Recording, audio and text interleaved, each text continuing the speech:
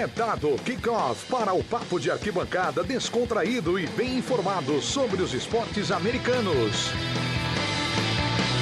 O USA na Rede está no ar.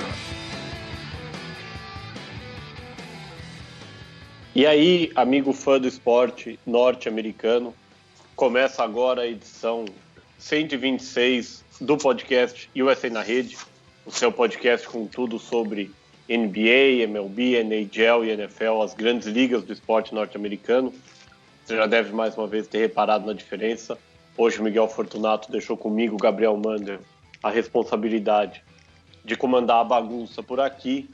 E essa é mais uma edição muito especial do USA na Rede, nessa semana em que a gente conheceu dois campeões inéditos na NHL e na NBA, o Toronto Raptors levando o título da NBA pela primeira vez para além da fronteira, em uma final fantástica contra o Golden State Warriors, e o St. Louis Blues trazendo de volta um pouco da alegria do esporte em St. Louis, o primeiro título em 6 anos, vencendo o Boston Bruins por 4-3, no jogo 7 da Stanley Cup.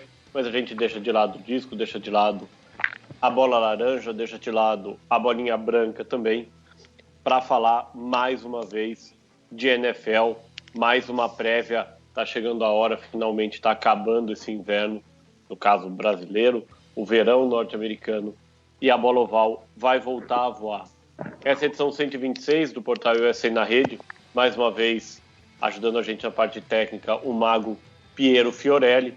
Você escuta essa e todas as outras edições no SoundCloud, no iTunes, no Google Podcasts, no seu aglutinador preferido de podcasts. E a gente começa essa análise, hoje análise da divisão oeste da AFC, apresentando a nossa mesa, começando com ele, que só pensa no outro lado, na outra divisão oeste, na divisão oeste da NFC. Rafael Fraga, tudo bom, Fraga? Opa, tudo bem, Mando? Um prazer estar aqui com você mais uma vez, agora desenhando, né, o outro lado do oeste, a AFC Oeste hoje. Vai ser uma discussão interessante aqui. E com a gente também ele que prometeu ser absolutamente imparcial nas análises e vai falar muito mal do Denver Broncos, ele que já está com o coração dolorido por mais um ano longe dos playoffs. Luiz Felipe Sassini. Luiz, tudo bom? Tudo ótimo, tem que ser justo, né? Tem que falar a verdade sobre a situação do meu time atual e vamos discutir. A divisão é muito difícil para acreditar, ser muito confiante que os Broncos vão longe esse ano. Bom, a gente vai fazer aqui uma análise de cada um dos 4 times que compõem a divisão. Só recapitulando, né, no ano passado a divisão oeste da AFC teve o Kansas City Chiefs como campeão. O Kansas City e o Los Angeles Chargers terminaram a temporada 2018 empatados do ponto de vista de vitórias e derrotas, 12 vitórias e 4 derrotas. Os Chiefs levando o melhor nos critérios de desempate. Muito atrás veio o Denver Broncos, apenas 6 vitórias e 10 derrotas. E na lanterna, na rabeira, o Oakland Raiders, mais uma temporada muito complicada na Bay Area. Oakland Raiders com apenas 4 vitórias e 12 derrotas. E a gente começa então com o Kansas City Chiefs. Kansas City que teve no Patrick Mahomes no ano passado o seu grande nome, tem muitas mudanças para essa temporada. E a gente começa com você, Rafa, analisando o corpo de técnicos do Kansas City Chiefs. O que dá para a gente imaginar? Olha, na parte ofensiva é continuidade, né? Manter o Andy Reid, óbvio, e o Bieniemy, que fizeram um ótimo trabalho no passado com o Patrick Mahomes. É um time que tem alguns problemas no vestiário que me deixam sem muita confiança de apostar neles esse ano. Mas no lado defensivo, é um novo coordenador defensivo, são algumas peças interessantes que eles adquiriram. Então, no papel, pelo menos, eu acho que a gente vai ter uma defesa do Kansas City bem mais forte do que a gente teve no último ano. Não sei se o time vai precisar de pontuar tanto como pontuou no ano passado sobre o o comando aí do Steve Spagnuolo, né? Que eu não tenho lembranças muito boas dele, não. Mas olhando esse front seven aqui, eu fico até impressionado de como ele me agrada no papel. Eu esperava ser um pouco mais negativo desse time dos Chiefs, essa defesa dos Chiefs, do que eu me sinto entrando para a temporada nova. Ô Luiz, todo mundo fala muito bem da árvore do Andy Reid, né? A gente teve até essa discussão sobre a árvore do Andy Reid e a árvore do Bill Belichick. O problema é que o Andy Reid em si não é quem na árvore deu frutos até hoje, né? Ele constantemente coloca o Kansas City Chiefs nos playoffs e aí constantemente falha no mês de janeiro e não consegue chegar ao Super Bowl. Nessa intertemporada turbulenta dos Chiefs, essa vai ser a temporada em que o Andy Reid quebra a seca e coloca Kansas de novo no Super Bowl? Eu acreditava mais neles no ano passado. Eu não acho que o time é ruim, que vai ter uma queda muito brusca do ano passado. O Rafa falou dos problemas vestiários, né? Eu vou dar nome aos bois. Eu acho que o Tyreek Hill, essa história do Tyreek Hill vai acabar em pizza, então acho que não vai causar muito efeito no time. O que é uma pena, né? Que se a gente quiser falar sobre isso, vai dar para falar um podcast inteiro sobre a situação, e realmente, para mim, eu não sei como ele está na liga ainda, mas é outra coisa a se discutir. O time, eu acho que tem tudo para ser bem treinado de novo. Eu concordo com o Rafael, o Steve Spagnuolo não me agrada muito, mas o Bieniemy e o David Taub são constantemente cotados a serem head coaches, provavelmente vão ser muito em breve. Então o time ainda vai ser muito bem treinado, tem bons nomes, tanto no ataque quanto na defesa, então continua com certeza um time muito forte. Só não tenho certeza suficiente se forte para chegar no Super Bowl. O Bieniemy no ano passado comandou um ataque avassalador que colocou, ou que confirmou o Patrick Mahomes como um dos grandes quarterbacks da liga, a ponto de ele levar o prêmio de MVP. Mas a gente tem mudanças, né? A gente tem a situação do Tyreek Hill, a gente tem um novo running back titular, porque não dava para usar o Kareem Hunt, e a gente tem um Travis Kelce que cada vez mais vem baleado.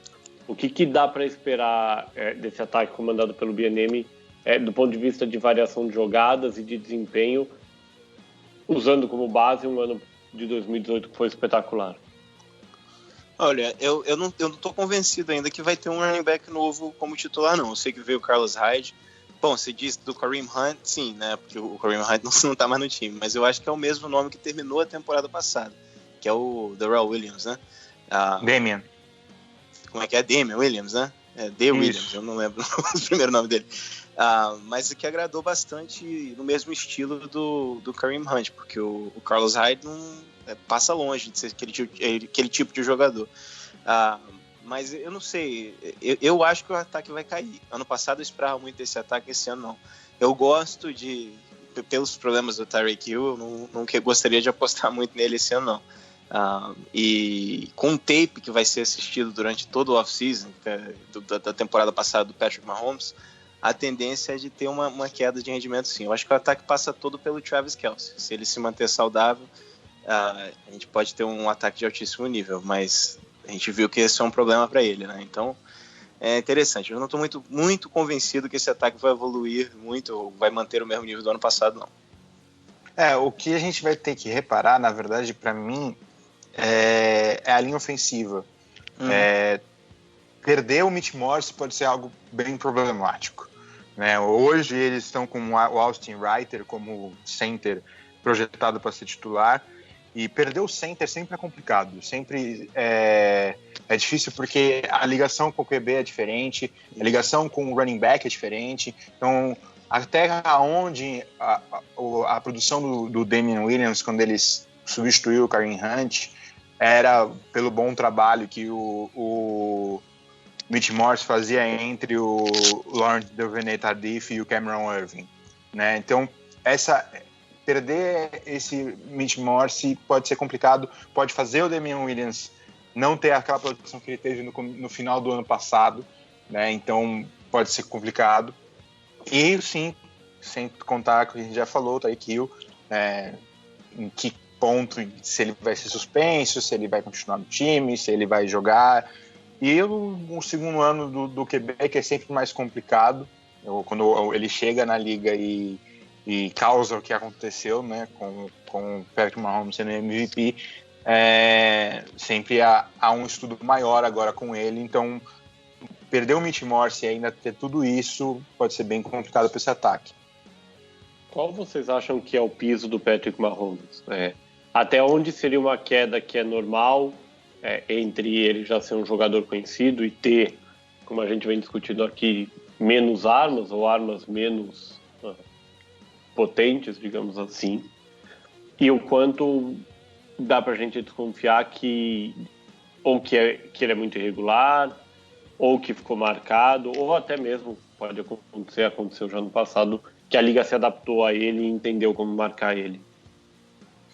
Eu acho que ter uma queda no número de touchdowns é normal. Ele não vai produzir 55 TDs todo ano, 50 anos por todo ano da sua carreira. E acho que ter essa queda é normal. O que a gente não pode ver dele, que aí começa a não ser tão aceitável, é ter um alto número de interceptações, né?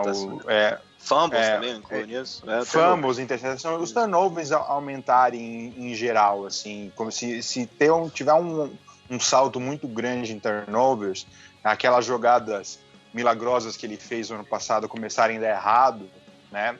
E aí a gente pode começar a ficar preocupado. Se cair de 50 para 30 TDs na temporada, não me importo. Ainda acho que ele é um baita quarterback. Realmente o problema é o número de turnovers aumentar. É isso que a gente tem que ficar de olho. Eu vi um jornalista aqui fazendo uma comparação com o primeiro ano do Dan Marino, né? Que também foi sensacional, quebrou recordes, foi pro Super Bowl. E no segundo ano caiu bastante os números, mas ainda foi um ano bem positivo. Né? Só que é insustentável o ritmo que ele jogou no ano passado. Então, que ele vai cair, ele vai. Mas eu concordo plenamente com o Luiz. É ficar de olho se ele começa a fazer essas jogadas malucas que ele fez ano passado e elas começarem a dar errado, em vez de dar certo, a gente tem um bom de turnovers e ele acaba prejudicando o time. Então, isso vai ser interessante. Aí a gente passa para a parte que a gente já citou aqui, que é a redução, talvez, né, ou aparente pelo menos, no nível de talento das peças que o Mahomes tem ao seu lado no ataque. Talvez tenha melhorado o caráter do time com a saída principalmente do Kareem Hunt. Tyreek Hill a gente não sabe o que vai acontecer, mas hoje a gente tem, lógico, não são depth charts oficiais ainda, mas a gente está falando em DeMarcus Robinson, Sammy Watkins, né? E Damian Williams como dupla de wide receivers e running back. E o Travis Kelce continua sendo um grande nome. O quanto isso pode diminuir os números do Mahomes? Demais. Esse ano passado a gente estava aloprado, né, com essas armas que ele tinha à disposição. O Tyreek Hill, o melhor deep threat da liga. O Kareem Hunt, parecendo ser um franchise back, recebendo passes, correndo, fazendo de tudo. O Travis Kelce como um dos 3 tarentes que fazem diferença na NFL hoje em dia. O Sammy Watkins era um bônus, né? Se o Sammy Watkins, que é muito vagalume, desse certo, você tinha um ataque que botava 60 pontos no jogo. Hoje a gente já depende do Sammy... Bom, eu tô tirando o Tyreek Hill da equação, mas a gente já precisa que o Sammy Watkins faça alguma coisa, né? Consiga se livrar da marcação, fazer algumas recepções no jogo, para você ter peças em volta do Patrick Mahomes. Ele foi de bônus para uma das peças principais. Então é claro que o nível das armas que ele tem à disposição cairiam bastante sem o Tyreek Hill.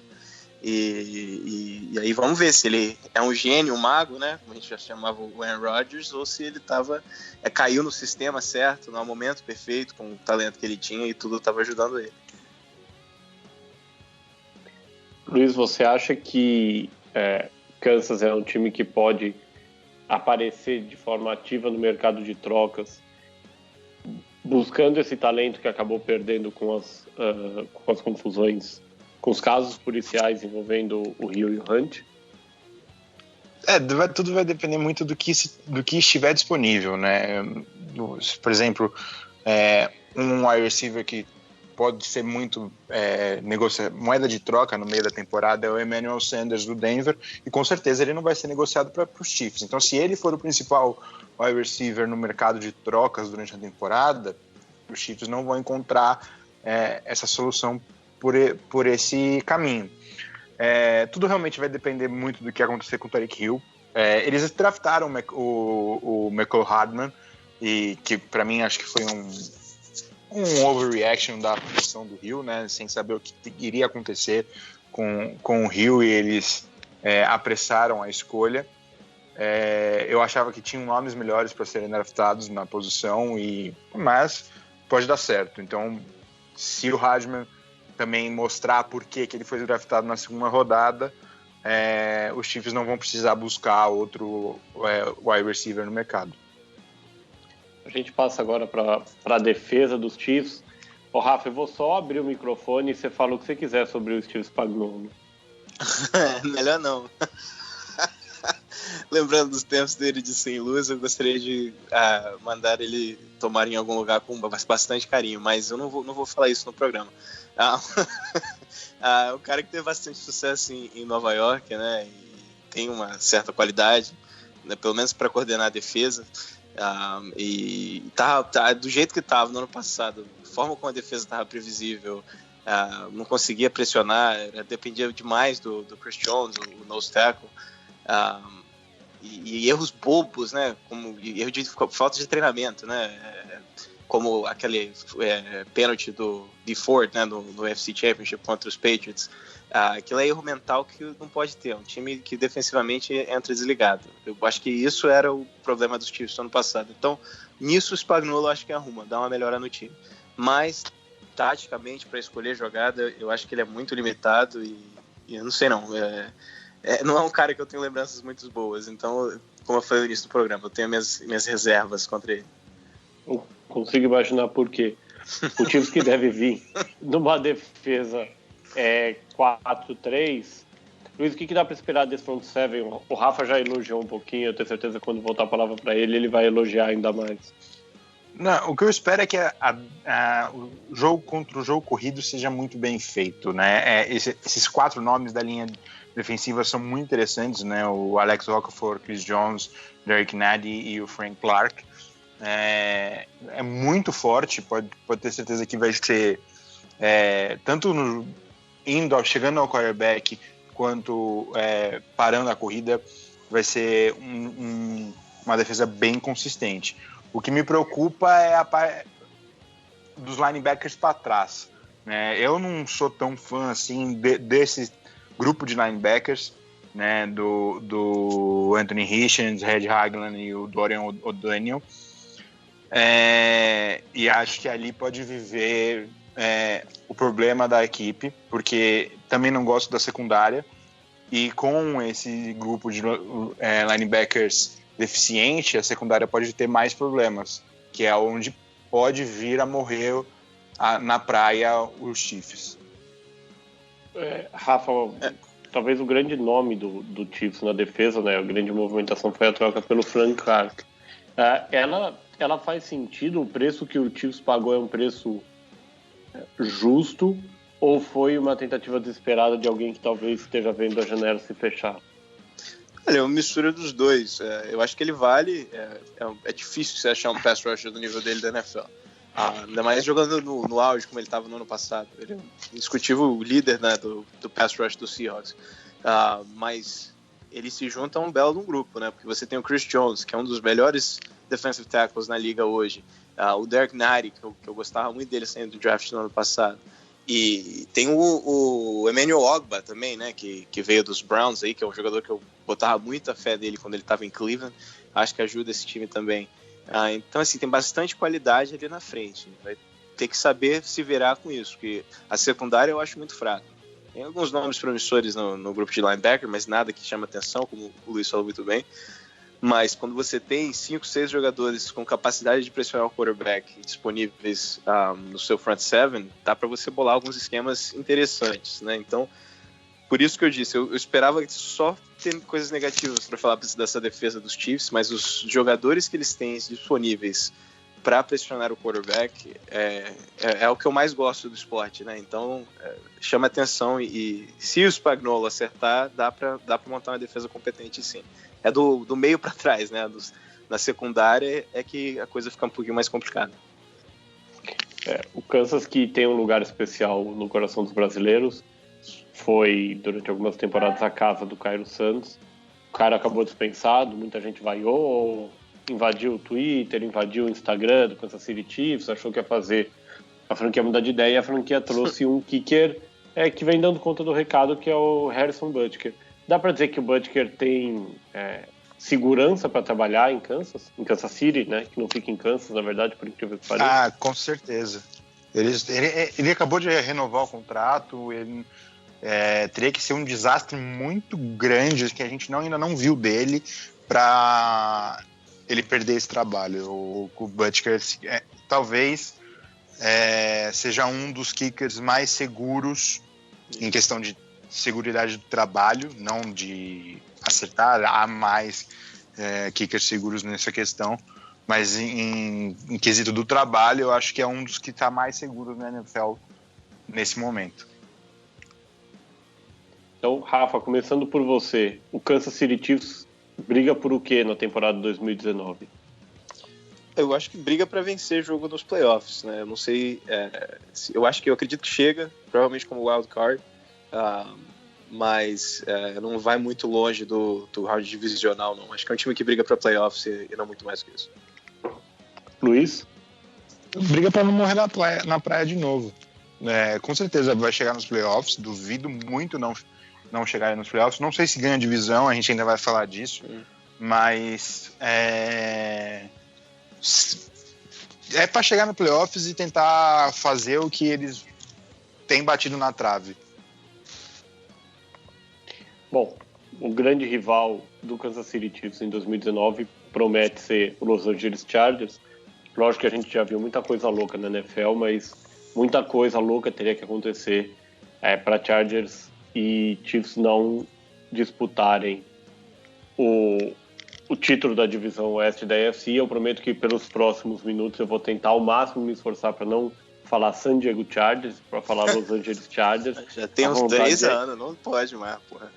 Não dá, a vontade é grande. Mas vai ser para sempre, Rafa. Não é que nem falar St. Louis Rams, é tipo San Diego Chargers, San Diego Chargers. É difícil. Os Chargers que foram muito bem em 2019, e aí sucumbiram à maldição, quem quiser chamar de maldição. Para mim, basicamente, sucumbiram ao frio, ao cansaço, e é um time que performa muito melhor nos playoffs, mas os Chargers têm um bom head coach para partir, né? Lógico, sem um head coach competente você não vai a lugar nenhum na NFL, e a gente pode passar um podcast inteiro falando de exemplos, que é o Anthony Lynn. O que dá para esperar do Lynn em 2019? Eu acho ele um tremendo head coach, sabe muito bem treinar o seu time e gerenciar todo um time, né, como geral. Ele tem feito um bom trabalho desde que ele chegou, e tem ao lado dele 2 coordenadores experientes que já foram head coaches e que falharam como head coach, mas como coordenadores são muito bons, que é o Ken Whisenhunt e o Gus Bradley. É uma equipe de treinadores assim, bem interessante, bem compacta, e que tem tudo para treinar direito esse time, e se eles falharem, com certeza não vai ser através dos seus treinadores. Rafa, você acha que dá para dizer que o Whisenhunt falhou em Arizona? Então, isso que eu ia dizer. Eu acho que para o time que ele tinha na época, ele foi muito bem, né? Se eu não me engano, ele foi o head coach do Super Bowl, né? Que eles fizeram. Sim, 2008. Então, exatamente. Ele teve a 10 centímetros de ganhar o Super Bowl. Pois é. E era um time eletrizante. Até eu confesso que torci para os Cardinals aquele ano, por causa do Kurt Warner, que estava lá, né? Mas falhou como head coach dos Titans, né? Exatamente, sim. Teve uma passagem frustrante pelos Titans, mas eu acho que ele ainda pode até ter outra chance como head coach. É um cara que me agrada muito, eu gosto do jeito que ele lidera, os caras que já jogaram para ele sempre falam coisas muito boas dele, então eu gosto do Ken Whisenhunt, acho que ele ajuda muito o Anthony Lynn, que é um head coach mais defensivo, né? Então meio que lidera a parte ofensiva do time, e o Gus Bradley também é um cara que já demonstrou muita qualidade, então acho que estão muito bem servidos em head coach e coordenadores o time dos Chargers, que no meu ponto de vista é o favorito para a divisão. O Chargers, que é comandado por um baita quarterback, porque não pode falar palavrão, então eu vou respeitar, não vou falar palavrão. Um quarterback que deve ter tido mais uns 3 filhos na intertemporada, que é o Philip Rivers. O Rivers, que é um dos remanescentes do draft que gerou também o Eli Manning, aliás, os dois foram trocados naquele draft, e que parecia há alguns anos, talvez, no rumo da aposentadoria, né? Muita gente falando do Chargers selecionar um sucessor para ele, e o Rivers parece ter encontrado uma segunda juventude e continua firme e forte, comandando um dos ataques mais elétricos, dá para dizer, do século, né? Com algumas temporadas piores, mas o Chargers, desde San Diego, vem muito bem. O que dá para esperar de um quarterback que parece que não sente a idade de jeito nenhum?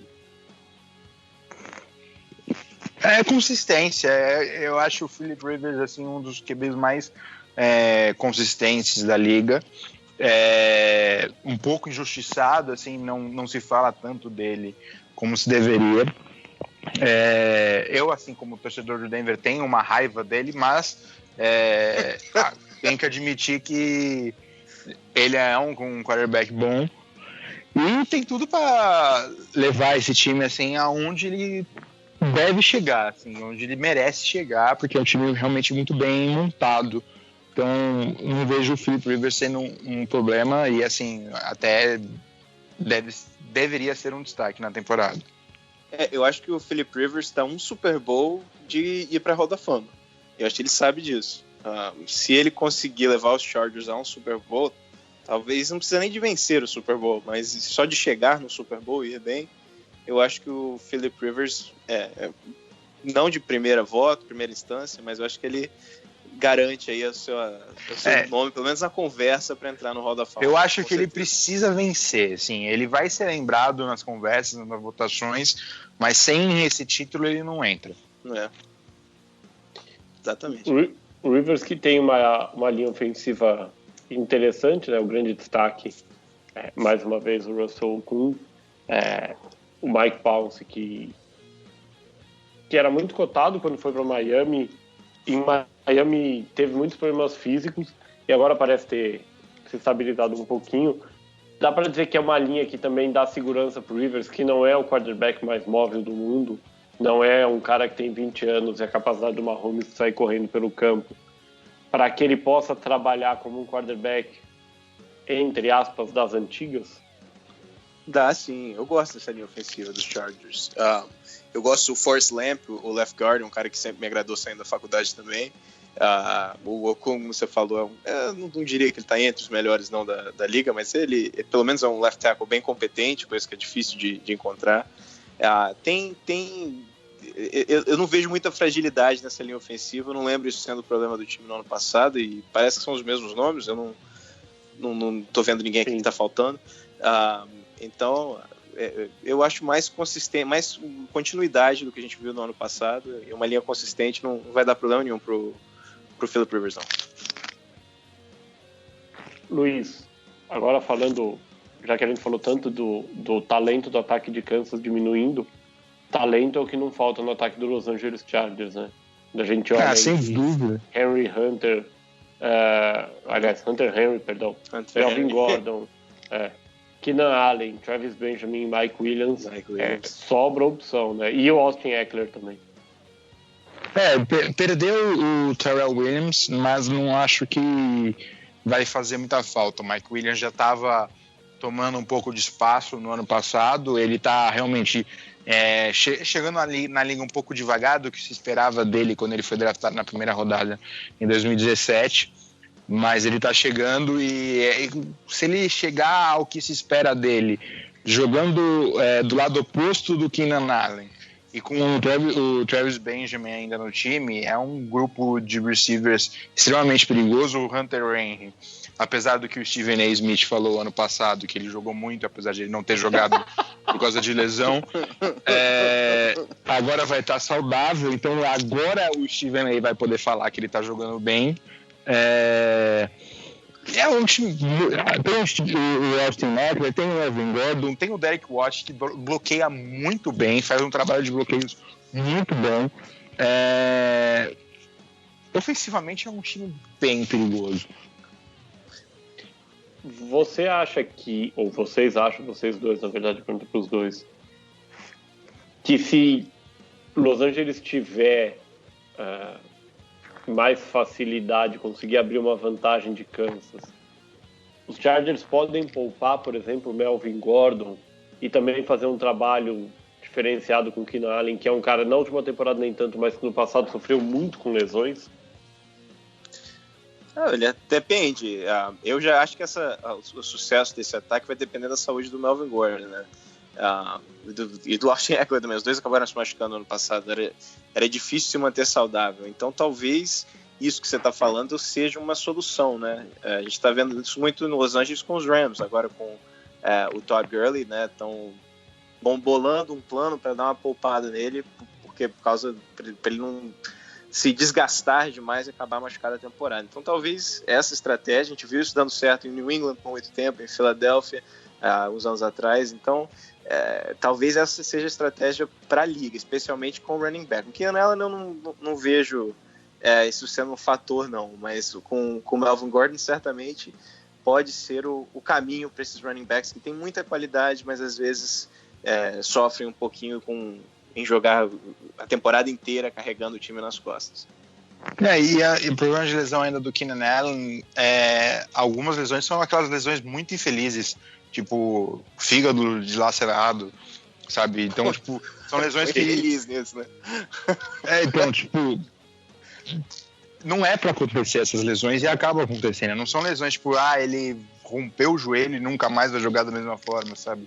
São lesões que quando ele voltar, que são tristes de acontecer, mas quando acontece, ele vai voltar ao normal. Então, não acho que ele vai ser um problema de lesão constante. Já o Melvin Gordon realmente precisa ser cuidado da saúde dele um pouquinho, mas é por isso que o Austin Ekeler tá aí, é por isso que o Derek Watt tá aí, né? Então, acho que esse time tem tudo para poder realmente fazer uma rotação interessante com os running backs e no final do ano talvez poupar um pouquinho para eles chegarem nos playoffs mais inteiros, mas tudo vai depender do que a divisão se mostrar depois de 1 mês e meio, 2 meses assim, de temporada. Passando para o outro lado da bola, os Chargers têm um coordenador defensivo, né? Que aí sim, eu acho que dá pra gente dizer que não foi tão bem como técnico, que é o Gus Bradley, esse técnico principal do Jacksonville Jaguars. E uma unidade que talvez não era tão falado e que teve bons resultados em 2018. Segue sendo um dos melhores grupos da liga? Segue. Acho que sim. No front seven, na linha defensiva, com certeza. Só melhorou. E ainda melhorou, né? Principalmente pelo draft. É um grupo que já era muito bom ano passado. Se não era um dos melhores da liga, estava perto disso. E agora tem tudo para entrar. Se não for da top 5 da liga de defesas, eu vou ficar um pouquinho surpreso, um pouco assim... chateado que esse grupo tão bom no papel não consiga ser efetivo no campo, se eles não forem efetivos. Você tem o Bosa e o Ingram, os dois que jogam pelas pontas com muita qualidade. É um one-two, uma dupla de alto nível e equilibrada. E você acrescenta o Jerry Tillery pelo meio, que é um martelo, né? Um touro. E já tinha o Brandon Mebane também, que é um... Era uma linha de 4 na linha defensiva com 3 nomes muito bons, e eles pegaram e adicionaram mais um, que o Tillery tem tudo para ser um dos principais linhas defensivas que veio do draft esse ano. Então, é bem forte. E os linebackers já são muito fortes, né? faltava um pouco de experiência nesse grupo de linebackers e eles conseguiram achar com o Thomas Davis chegando de Carolina. Então, realmente é um time bem perigoso, né, do lado defensivo da bola.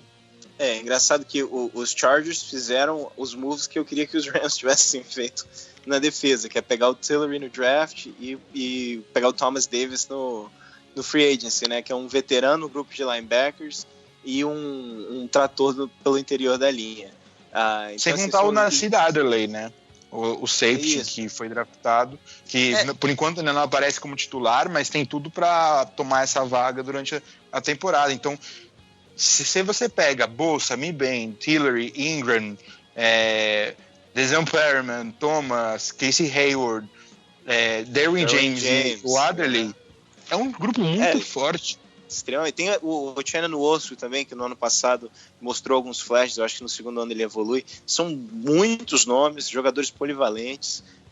Eu ponho como uma das melhores, como sei, de top 5, top 3, por aí. É uma das melhores defesas da liga. Agrada muito. Pode ser a espinha dorsal desse time. É claro, o Bosa tem que estar saudável, né? Eu acho que sem o Bosa começa o desequilíbrio um pouquinho. Não só ele, como o time inteiro dos Chargers, né? Um daqueles times que, quando parece que tudo vai dar certo, acontecem condições bizarras e o time vai por água abaixo. Mas esse time saudável, acho difícil escolher um time que tem mais nomes assim, de alto nível na parte defensiva que os Chargers em 2019. Aqui acho que vale a mesma pergunta. Vocês veem principalmente o Bosa, né? Os grandes nomes, mas principalmente o jogador de linha defensiva sendo poupado em determinados momentos para garantir que ele chegue inteiro a dezembro, janeiro? Eu não vejo eles fazendo isso com o Bosa. O Bosa, ele tem que mostrar que ele consegue ficar em campo sem se machucar e em alto rendimento se ele quiser um novo contrato. O contrato dele de rookie já tá para acabar, então ele tá naquele ano que ele precisa fazer a temporada da vida dele para ele chegar num potencial de negociação maior. Se ele não tiver esse potencial, se ele se machucar, se ele tiver que ser poupado, já começa a se pensar se já não é uma boa ideia, por exemplo, fazer a tag in trade ou deixar ele ir embora e pegar uma escolha compensatória por ele. Então não vejo eles poupando o Bosa, até porque já tem o Ingram do outro lado, então tipo, não é que eles vão ficar, nossa, acabou o time, a defesa se o Bosa sair, entendeu? Então acho que poupar o Bosa não deve estar nos planos. Jogador de pass rush, edge rusher, talvez o fator mais importante é a consistência que ele consegue se manter em campo e pressionar o quarterback. Então não adianta você ter um cara que é muito bom, mas que você não pode contar com ele. Então realmente cabe para o Bosa provar o valor dele esse ano. Eu sou a favor, assim, o time tá ganhando por 30 pontos, tira os titulares, os caras mais valiosos, assim, tudo bem. Mas você poupar o cara porque você tem 3 jogos de vantagem, sei lá, aí eu acho meio complicado. O Chargers foi um dos times que sofreu um pouquinho também com kickers no ano passado. Trouxe o Caleb. Na verdade, há muito, muito, muito tempo. Mas vamos focar no ano passado. Trouxe o Caleb Sturgis de Filadélfia e durou só 6 jogos o Sturgis. E aí veio o Mike Badgley. E o Badgley não fez um trabalho ruim, né? 15 chutes certeiros em 16 tentativas. Não foram só chutes fáceis, o chute mais longo dele de 59 jardas, que já é ali no nível, eu diria no nível 3/4 da liga, né? Não é um chute que a maioria dos kickers vai acertar com facilidade. O Badgley certamente não tem o colchão que o Butker tem antes de ter o emprego correndo risco. Mas dá para dizer que é uma aposta que faz sentido, pelo menos pro começo da temporada? A não ser que ele comece a errar muito, né, e tenha começado a ter uma temporada muito inconsistente, ele tem um trabalho seguro. Não tão seguro quanto o Butch, como você mesmo falou, mas com certeza precisar fazer alguma coisa muito desastrosa e principalmente perder jogos pelos seus pés. Aí que se como isso começar a acontecer, aí o trabalho dele começa a correr mais perigo. A verdade é que existem 2 tipos de kickers da NFL. Aquele que vai vencer jogos para você e aquele que vai perder. O Butker, a gente já sabe que ele está na categoria do que é capaz de vencer um jogo para o seu time.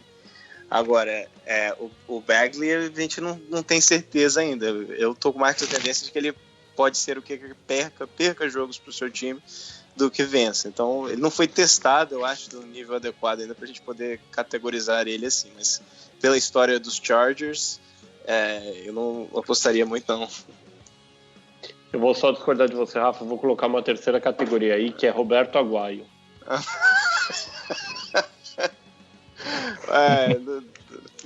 Fica na categoria ele e o Cu, né? Os dois juntos ali. O dia que a gente for categorizar os quarterbacks, a gente vai ter uma categoria ali que é entre Ryan Leaf e Jamarcus Russell também, que fica a parte. Que pariu. Não fala isso que o Philip Rivers não gosta. Para terminar, vocês já deram indicações de que para vocês, para os dois, o Los Angeles Chargers é o favorito na AFC West.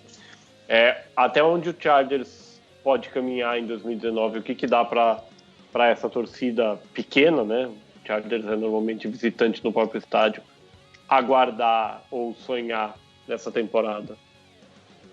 Pra ir pro Super Bowl. Ganhar a divisão. Eu acho que é time pra ir pro Super Bowl. É o time de AFC Championship. Eu acho que é um time que pode chegar pode, assim, dependendo dos confrontos nos playoffs, chegar na final da conferência, mas eu não coloco como time de Super Bowl, porque há outros times na conferência que podem atrapalhar os planos desse time, mas ganhar a divisão e aí é importante para eles chegarem no Super Bowl ou não, a folga na primeira semana dos playoffs. Lembrando que o Chargers sofreu muito nos playoffs de janeiro de 2019, né, da temporada 2018, porque 2 vezes o time teve que jogar num horário pouco comum na costa oeste, jogando no primeiro slot, viagem frio do caralho. Exatamente. E era o time com o melhor recorde da divisão, né? Então foi interessante. A gente tem muita gente aqui nos Estados Unidos reclamando do Electoral College, então o colégio eleitoral, não sei se traduz isso por português, por causa que o Trump foi eleito, de mais uma vez o cara foi eleito presidente, sendo que a maioria não votou nele. Para mim, 2018 foi uma prova de que o formato de classificação para os playoffs da NFL às vezes não funciona, né? Que o time que é o wild card automaticamente tem que jogar como visitante. Porque para mim, os Chargers teriam jogado em casa aqueles jogos até o AFC Championship. E eu não tenho um pingo de dúvidas que os resultados pelo menos um resultado teria sido diferente. É algo que a gente ouve sempre, né? Envolve na costa oeste, envolve times que jogam em estados fechados. Provavelmente isso não vai mudar tão cedo, em minha opinião. Eu também gostaria muito que mudasse, mas Chargers, de um jeito ou de outro, não pode também reclamar muito, porque perdeu esse direito para o Kansas City Chiefs. Fez a melhor campanha, isso é verdade, mas dentro das regras de uma liga acordada por 32 times, o Chargers tinha a possibilidade de jogar em casa. Bola para frente, Chargers, na visão de vocês dois, eu concordo, favorito na AFC West, e a gente passa por um time que, infelizmente, para um de nós três, não deve brigar por muita coisa, mas que tem muita novidade vindo por aí, que é o Denver Broncos. Denver que não foi bem em 2018. E eu vou começar com você, Luiz. O que você espera do Vic Fangio?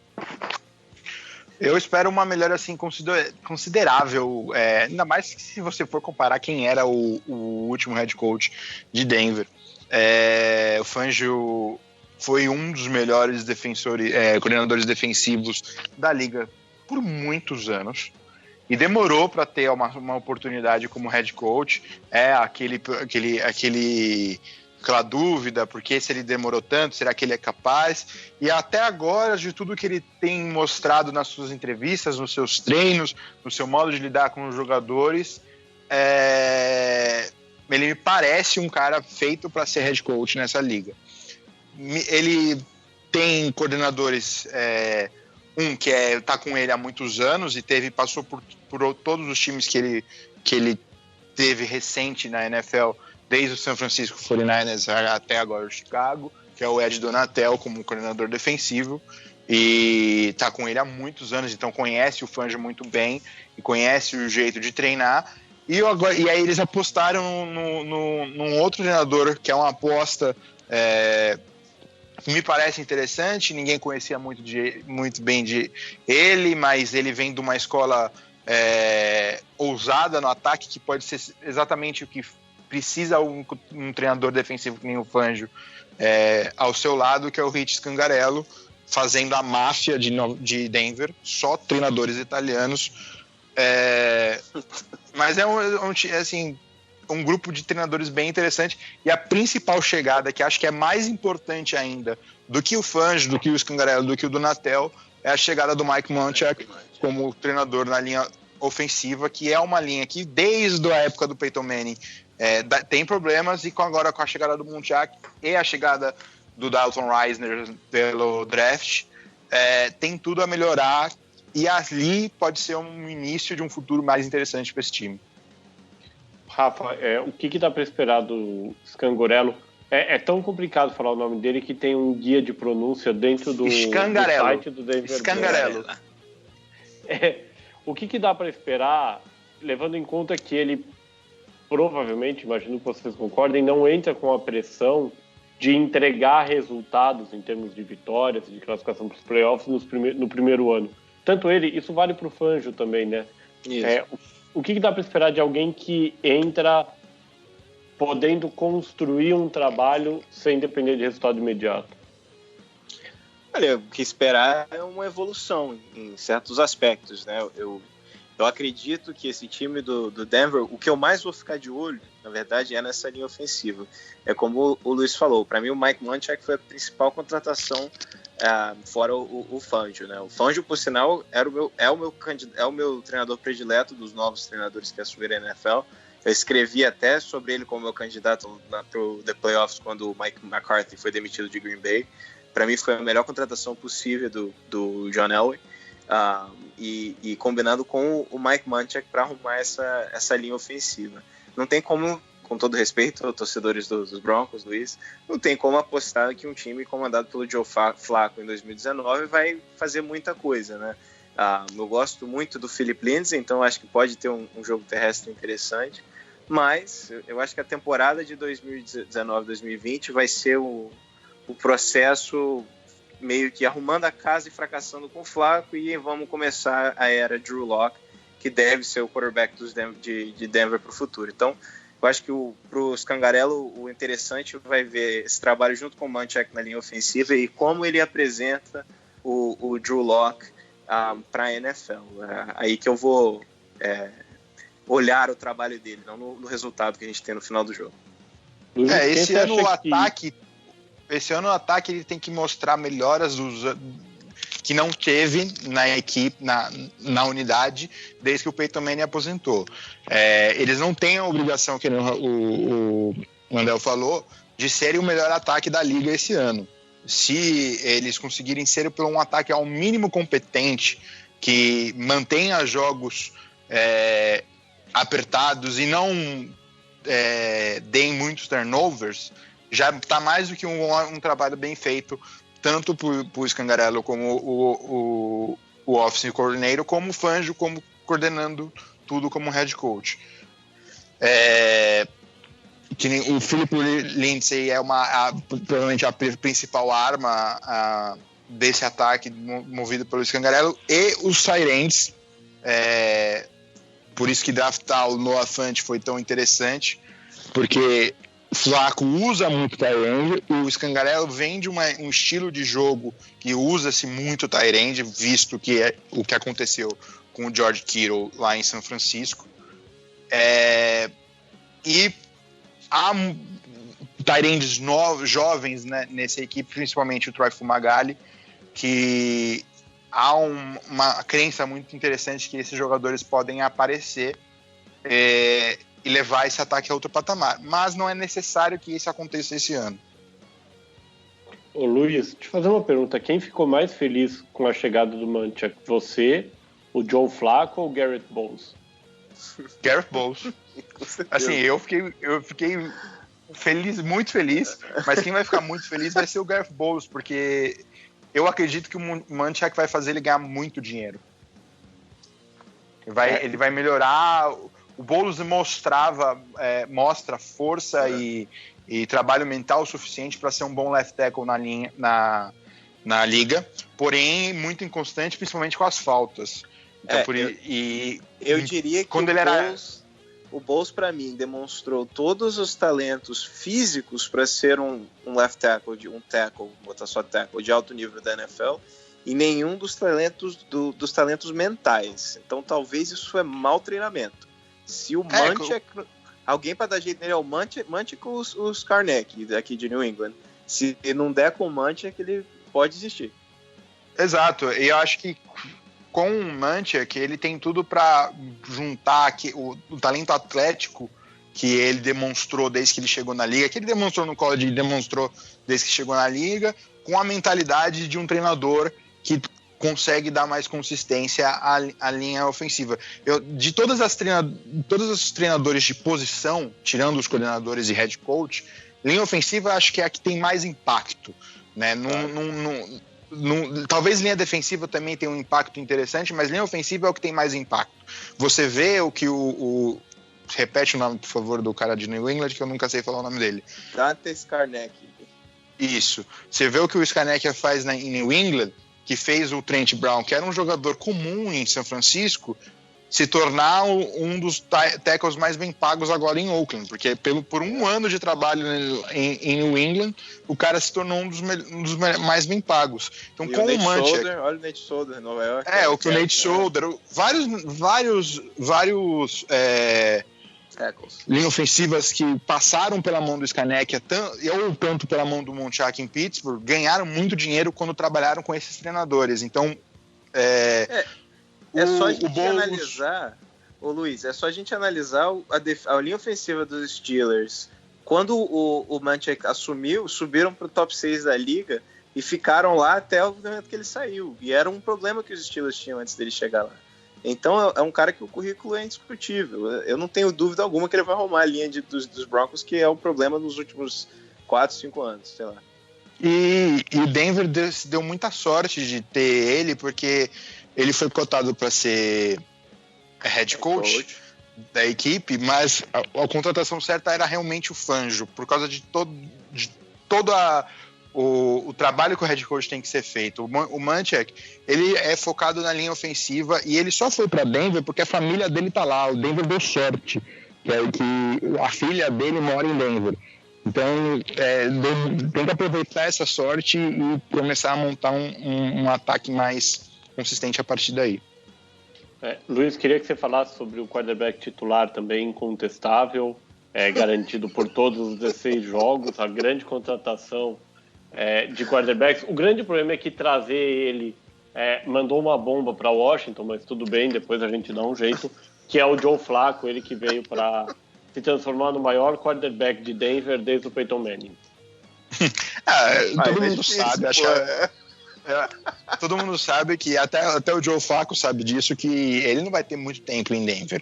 E se ele não mostrar serviço logo de cara, ele já tem um cara ali no cangote dele, Drew Lock, e ele vai perder esse trabalho rapidamente. Então ele vai precisar mostrar, eu acredito que o estilo de jogo dele, com a situação de Denver, que é jogar a uma milha do mar, o ar rarefeito, todo mundo vai lembrar daquele passe milagroso nos playoffs contra Denver, lá no Mile High Stadium. Então, ele pode mostrar que ele ainda tem algo a fazer na liga, apesar que temos que ser justos e falar, gente, o Flacco não vai liderar esse time pro Super Bowl. O Flacco não, a não ser que o Fangio faça alguma coisa com a defesa e transforme essa defesa numa defesa histórica, o Flacco não vai liderar esse time pro Super Bowl. Então, se ele fazer o trabalho dele, não causar muito e não forçar o Drew Lock a entrar em campo, já está de bom tamanho. Falando sobre o resto do ataque, Rafa, é um time que também não tem tanto colchão do ponto de vista de recebedores, e o próprio Luiz já citou, né? O Emmanuel Sanders, a gente não sabe se termina a temporada em Denver, mas a gente teve uma ótima surpresa no ano passado com a ascensão do Courtland Sutton, que tem tudo caso o Sanders saia para se tornar o wide receiver número 1. Dá para dizer que o Sutton, nesse ano também sem pressão e de repente começando a ganhar entrosamento com o Drew Lock, tem espaço para crescer ainda mais, se tornar um dos bons wide receivers da liga já a partir de 2020?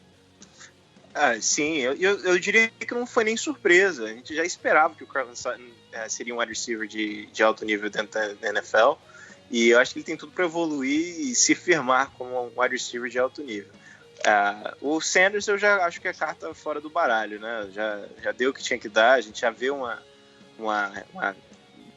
degradação aí do talento dele, uma regressão, né? Então já está na hora de se conseguir alguma coisa para ele esse ano, eu acho que troca. O outro nome seria o Deshaun Hamilton, né? Que é um cara que demonstrou alguns flashes, mas não demonstrou muita consistência, não. Eu vejo esse grupo de wide receivers uma competição aberta para alguém tentar se destacar, porque eu vejo essa sendo a posição em que o Elway vai reforçar na temporada que vem, quando talvez o time dê uma olhadinha com mais carinho ao ataque. Mas eu acho que o ataque passa todo pelo Philip Lindsay, o running back, e a gente vai ficar de olho na evolução dos tight ends. Como o Luiz falou, o Fumagalli e o Fant, eu acho que podem evoluir uma bela dupla de tight ends também, mas a posição é uma posição que requer bastante treinamento e alguns anos para ir se adaptando. Então, eu não vejo muita coisa nesse ataque, não especialmente no ataque aéreo, comandado pelo Flávio ainda. Eu acho que é um time que vai correr muito e se defender bastante em 2019. E aí a gente chega na defesa comandada pelo Ed Donatel, que tem mais uma vez o Von Miller como principal nome. É uma defesa que também sofre um pouco por jogar na altitude, né? Porque todo quarterback acaba tendo um braço muito mais forte a 1.600 metros acima do nível do mar. O que dá para esperar também num time que não tem muita pressão e que ninguém cobra que seja a melhor defesa da liga? Eu acho que... Pode ir. Então, eu acho que essa defesa está muito bem montada para esse ano. Pode ter problemas a partir dos próximos anos por causa dos contratos. Aí é outra coisa a se falar mais para frente. Mas para esse ano, principalmente com a chegada do Kareem Jackson e do Bryce Callahan, foi uma defesa até que consistente o ano passado, se você vê toda a situação, e melhorou principalmente na parte que estava mais dificultando no ano passado, que foi a sua secundária. A linha defensiva é boa, não é ruim, não tem ninguém de muito nome que você vai colocar como Pro Bowler, né? Talvez o Derek Wolfe se mantesse saudável e conseguisse ter a consistência que ele tem quando ele está totalmente saudável, ele poderia entrar nessa discussão. O Shelby Harris foi uma excelente surpresa o ano passado, e era uma das coisas que mais irritava quando a gente via o jogo de Denver no ano passado, que o Shelby Harris ficava na sideline a maior parte do tempo, porque o Vance Joseph não colocava o seu melhor jogador, né, da linha defensiva no campo. Então agora, com ele tendo esse trabalho garantido como titular, é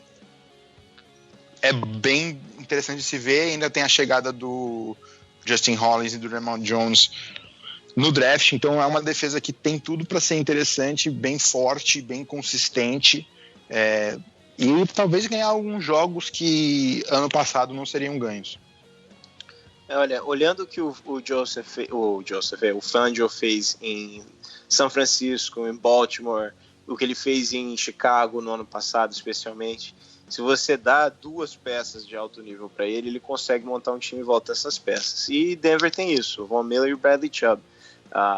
Eles, junto com o Josie Joe ali no meio, que é um ótimo thumper também, acho que vai ser um nome que vai surpreender muita gente esse ano.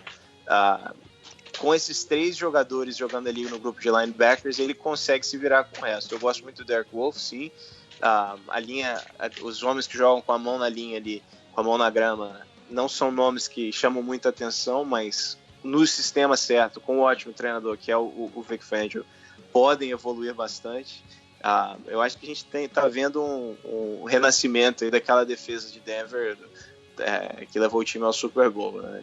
E vale a pena lembrar mais uma vez, é claro, que foi isso que levou o time ao Super Bowl. Não foi o Peyton Manning, não foi aquele ataque histórico, né, que quebrou todos os recordes da NFL, e sim uma baita de uma defesa.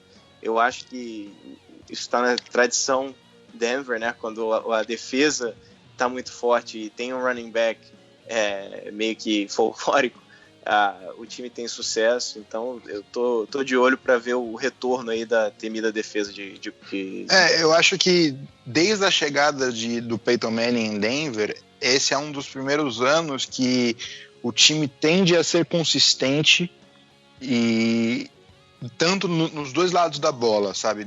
Não que o Flacco vai liderar o ataque a ser um dos melhores da liga, mas tá caminhando, montando.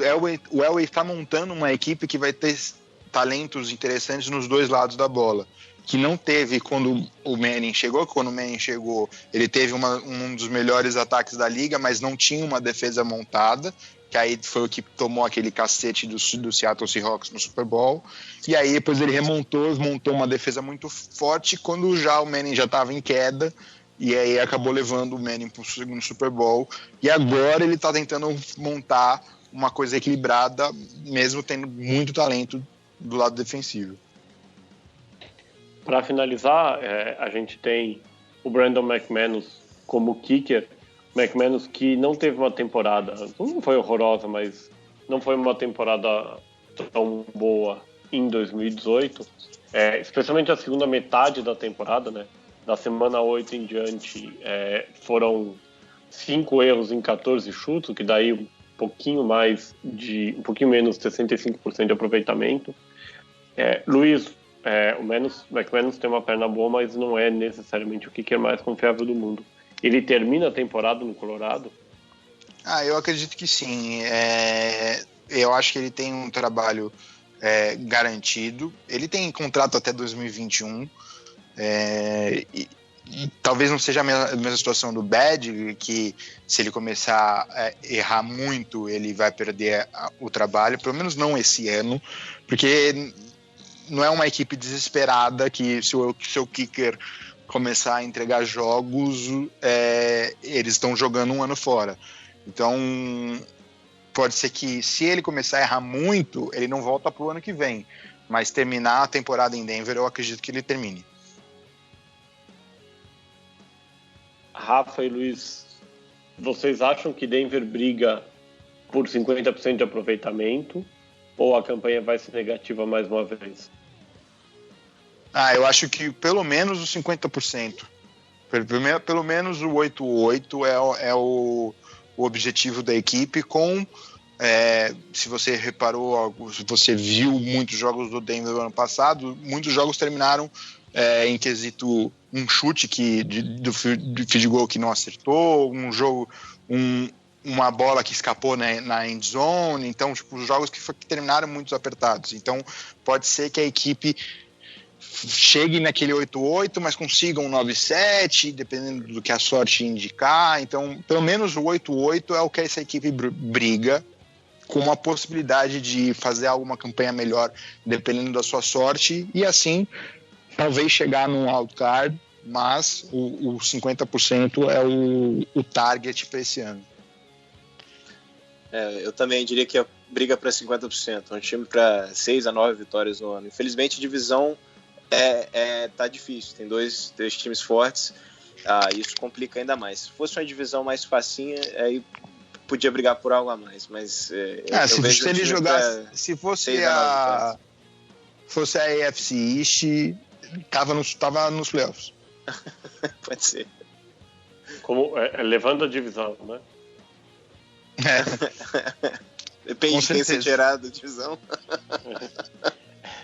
A gente chega agora no quarto e último time da AFC West. O Fábio Garcia, nosso amigo do The Playoffs, está esperando ansiosamente. Ele não vê a hora do Luiz falar bem do time dele. O time dele que pelo último ano eu vou chamar de Oakland Raiders. Já brinquei muito, mas enfim, é a temporada de despedida dos Raiders de Oakland. Os Raiders, a partir de 2020, jogam em Las Vegas.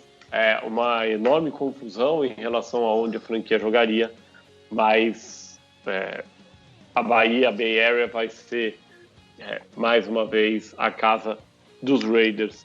Os Raiders são comandados por um dos técnicos mais polarizantes da liga, não sei se vocês concordam, que é o John Gruden.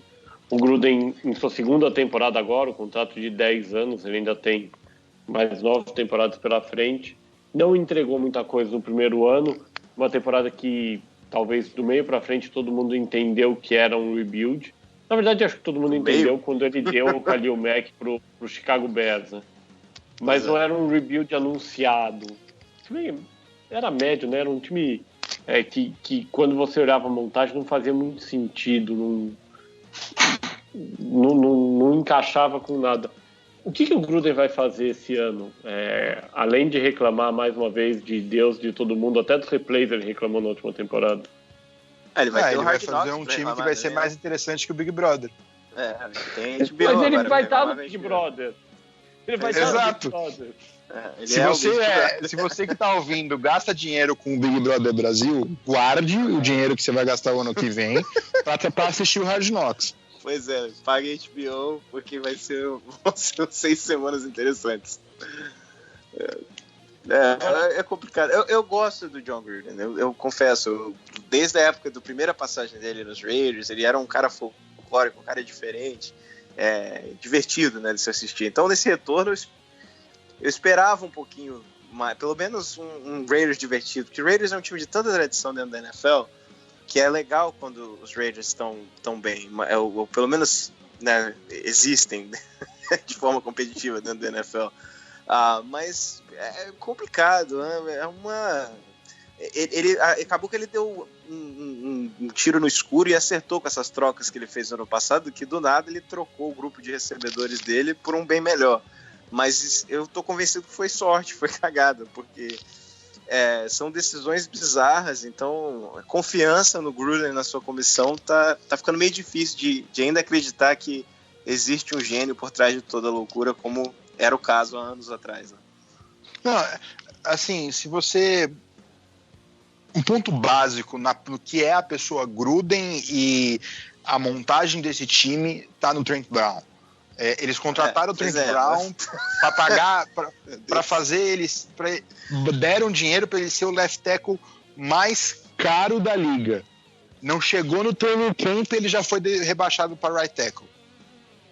Porque qualquer um animal sabia que o Trent Brown não tem tanta qualidade para ser isso tudo. Ele fracassou em São Francisco, ele não estava bem em São Francisco, tanto que eles mandaram ele para os Patriots para uma segunda, acho que foi de segundo round, né, uma escolha.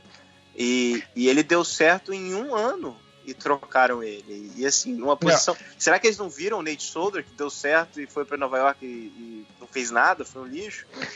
E aí, não contentes, além de tudo isso, pegaram as pessoas mais doentes da NFL e jogaram lá dentro. Incognito, não. Tiraram o incognito, o incognito da aposentadoria e botaram ele num vestiário que já tem o Antonio Brown e o Vontaze Burfict. Isso não vai dar certo, gente. Não, é coisa de cinema. Parece um personagem Street Fighter, assim. É uma coisa muito louca esse vestiário. Esse Hard Knocks eu acho que vai ser o melhor Hard Knocks de todo o tempo, porque tem personalidades bizarras dentro desse time. O Raiders, que tem o Greg Olson como coordenador ofensivo, e acho que aqui vale também a máxima do Broncos, ninguém espera nada do Raiders, ninguém espera que o Raiders dispute vaga nos playoffs com os Chargers e os Chiefs, e que tem essa linha meio Jekyll e Hyde, essa linha ofensiva, né? É uma linha também suave, Trent Brown, Incognito, o Colton Miller, bem suave, né? Mas completamente Hyde. Bom, Hyde seria bom, né? Se tivesse um Hyde nessa linha ofensiva, nem isso tem. É uma peneira, vai ser complicado. O Derek Carr... Não, eu acho assim, o Rodney Hudson é o melhor jogador dessa linha ofensiva e ele é ótimo. O resto a gente vai ter problema. Pois é. É complicado. Engraçado, porque 3, 4 anos atrás era uma das melhores linhas ofensivas da NFL. Então, como que eles conseguiram destruir completamente a linha ofensiva é impressionante. Mas aí, na verdade, é o Raiders seguindo a tradição do Al Davis. Né? Você desmonta, aí dá certo. Você fala, montou. Não, a gente desmonta de novo para dar errado. O Raiders é uma das franquias... É muito tempo de Virginia Estádio com o Brandon Beane.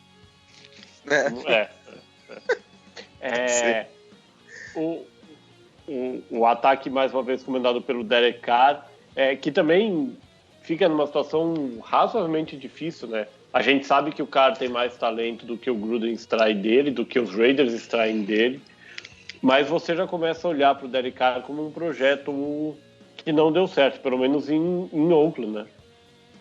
Ele teve uma temporada de MVP, ó, que ele foi candidato a MVP até quebrar a perna.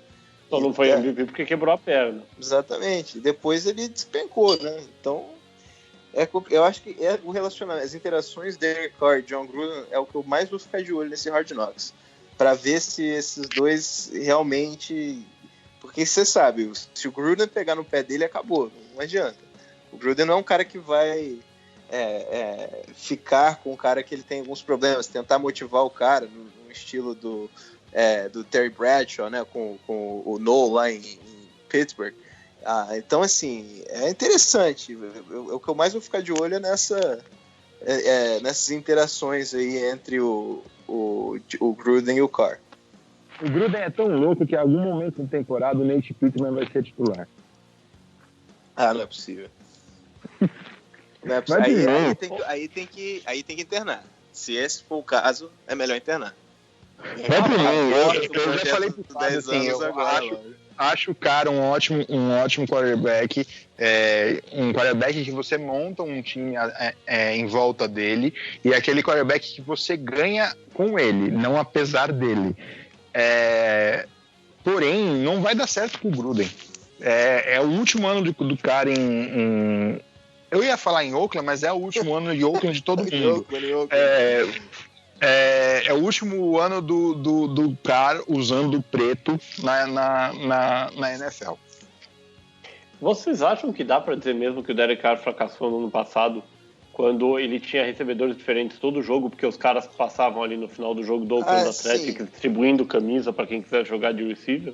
Sim. Não tinha ninguém para passar a bola. Não. Mas ele não ajudou, ele atrapalhou. Ele não arriscava um passe, era só passe curto, ele tava vendo fantasmas. Então, assim, eu sei que o time não ajudou, mas ele também foi um peido, não fez absolutamente nada para ajudar ninguém. Ele atrapalhou mais do que qualquer outra coisa. Então, ano passado foi um ano muito fraco do Derek Carr. Isso de alguém que sempre elogiou o Derek Carr, que gosta do Derek Carr. Ano passado, dá pra dizer que ele fracassou e fracassou feio. Independente da qualidade do time.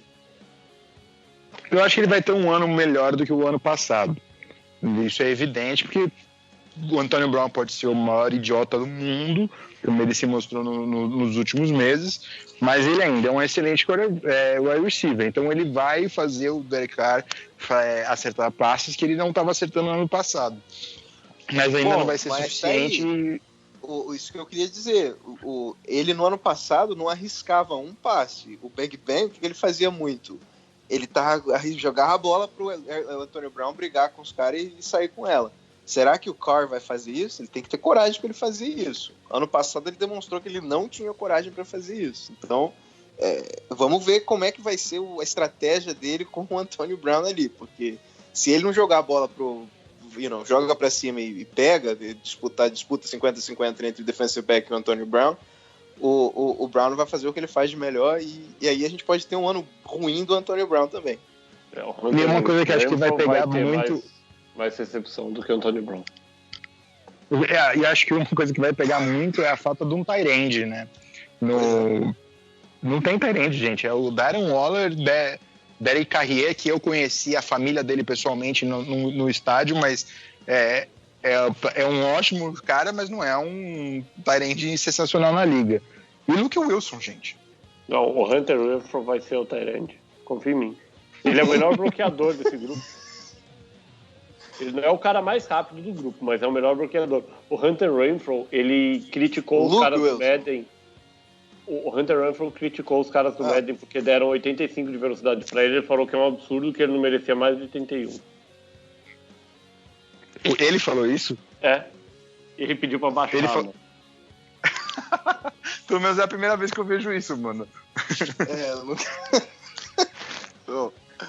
Do outro lado, né, na outra ponta da bola, a gente tem o Josh Jacobs, que foi uma escolha de primeira rodada, num cenário em que a gente não tem mais muitos running backs saindo em primeira rodada, até por questões financeiras e de longevidade na liga, comandando um grupo de running backs que, vou ser honesto, ele a gente não sabe como joga, o resto a gente sabe que é bem fraco. O meu problema assim, maior com... O meu maior problema com o Josh Jacobs não acho ele um running back ruim. Só que eles escolheram ele na primeira rodada, sendo que ele não era nem o melhor running back em Alabama. O povo de Alabama discorda.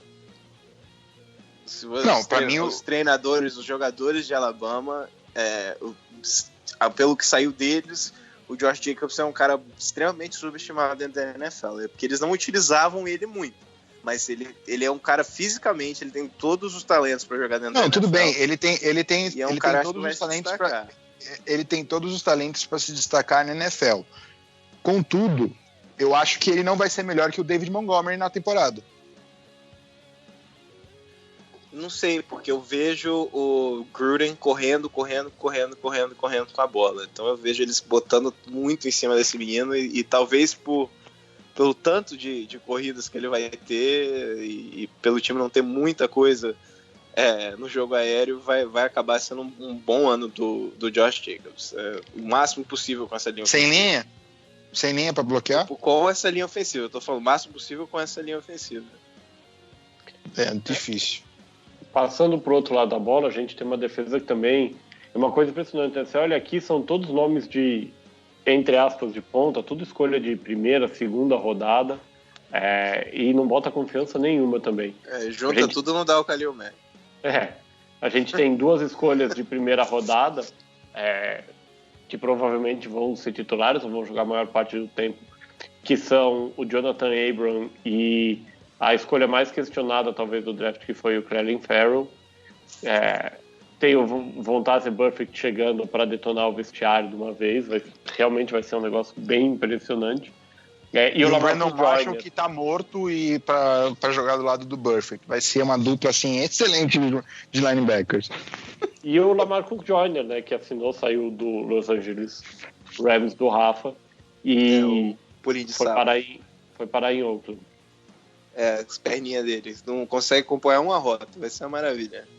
Não, eu não entendo para quê contratar o Lamarcus Joyner, draftar o Jonathan Abram, sendo que deixou de pegar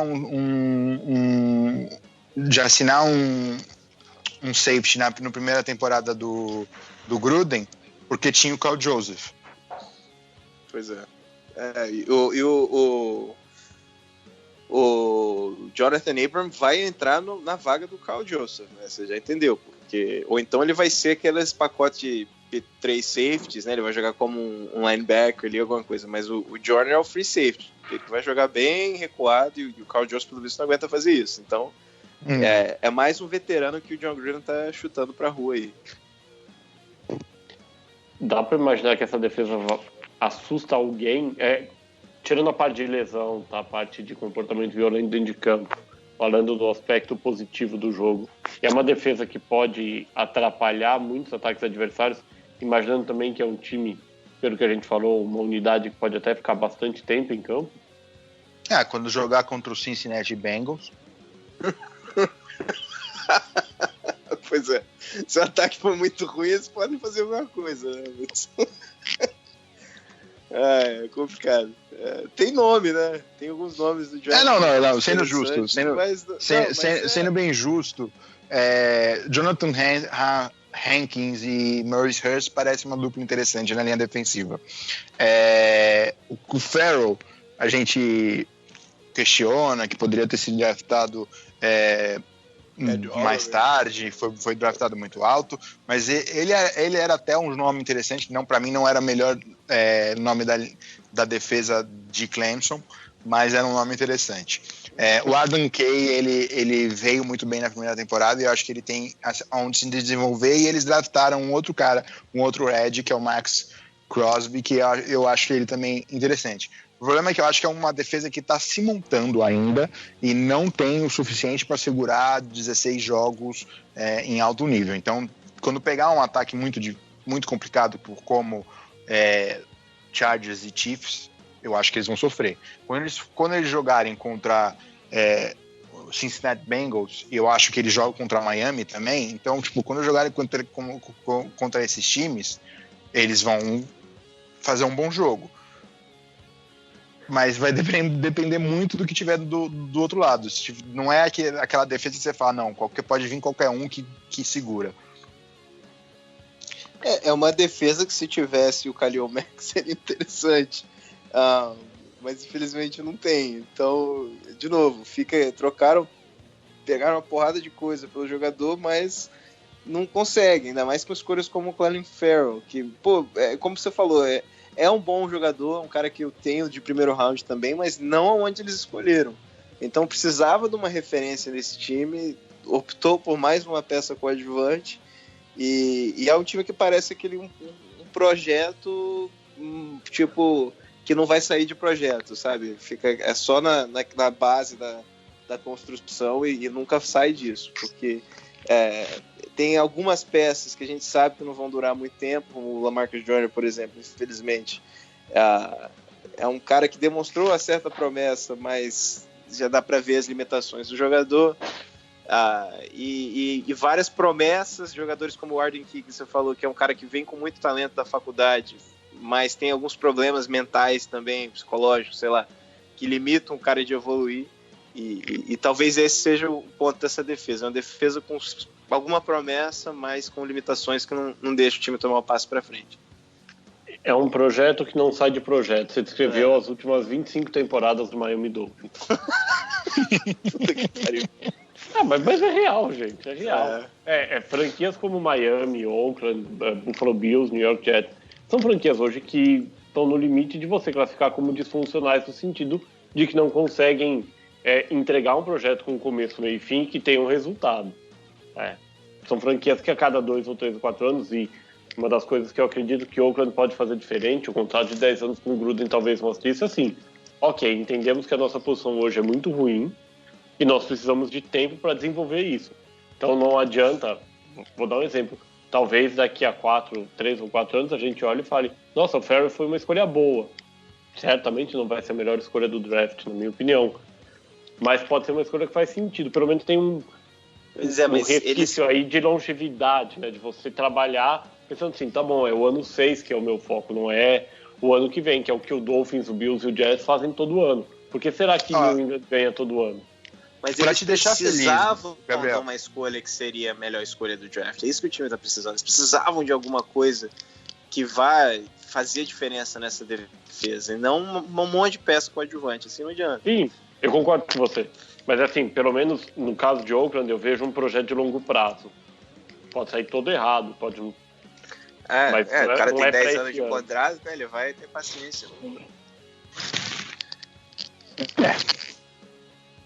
Bom, fechando, como a gente passou pelos kickers dos outros times, não que aqui eu imagino que vai fazer alguma diferença, a gente tem o Daniel Carlson, que estreou o ano passado com o Minnesota Vikings, durou impressionantes 2 jogos com o Vikings, incluindo o empate.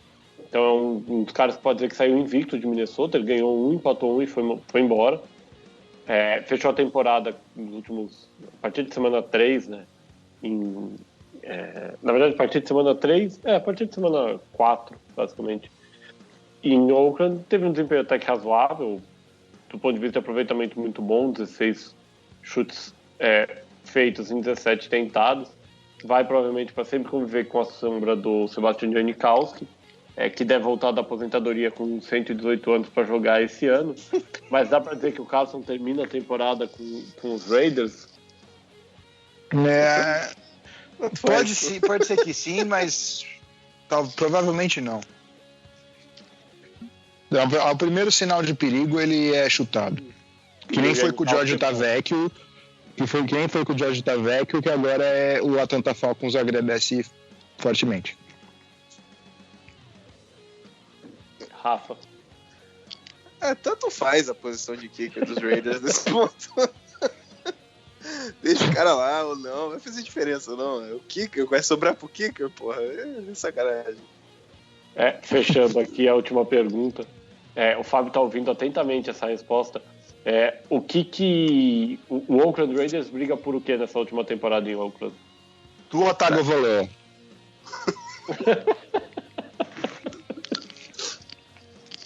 Briga pra não passar vergonha. A vergonha é inevitável. Briga pra ter a chance de draftar o Tua Tagovailoa. Por aí. Será que ele drafta o Tua também? Não sei. Não, ele vai draftar o Justin Herbert ou o Jake Fromm, mas é fácil, é fato. Eu fico imaginando o torcedor dos Raiders com a primeira escolha do draft de 2020, tô com o Raiders seleciona Jake Fromm. Porra, fudeu. Não, quer ser mais sensacional? A primeira escolha do draft, ele pega o Jalen Hurts. Puta que pariu. Bom, essas foram as avaliações do Rafael Fraga e do Luiz Felipe Sassini da divisão oeste da AFC. A gente vai encerrando por aqui essa edição 126 do USA na Rede. Só lembrando para você, tem uma edição especial, a edição 125 foi uma edição especial sobre a conquista do Toronto Raptors, a primeira da franquia canadense na NBA. Você ouve tanto a edição 125 como essa edição 126, a edição 124, todas as outras, no SoundCloud, no iTunes, no Google Podcast, no seu aglutinador preferido de podcasts. Eu agradeço mais uma vez imensamente ao nosso mago, Piero Fiorelli, que comandou a parte técnica. Rafael, Luiz, pela ordem, muito obrigado, Rafa. Muito obrigado mais uma vez e que venham as próximas. Eu que agradeço e desculpa aí o Piero escutando a gente detonando o Raiders dele, também não deve ter sido fácil, né? Foi mal, Piero, acabou, prometo que acabou. Luiz Felipe Sassini, eu sei que também não foi fácil para você ter que falar bem e mal ao mesmo tempo do Denver Broncos, mas valeu mais uma vez, que vem a próxima. Foi tranquilo porque eu sabia que ia vir o Oakland Raiders depois.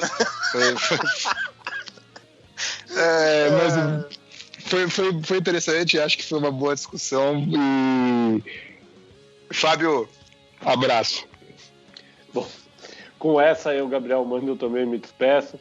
Semana que vem tem mais USA na Rede, trazendo muito de NBA, NFL, NHL e da MLB para você, fã das 4 maiores ligas do esporte norte-americano. Até a próxima.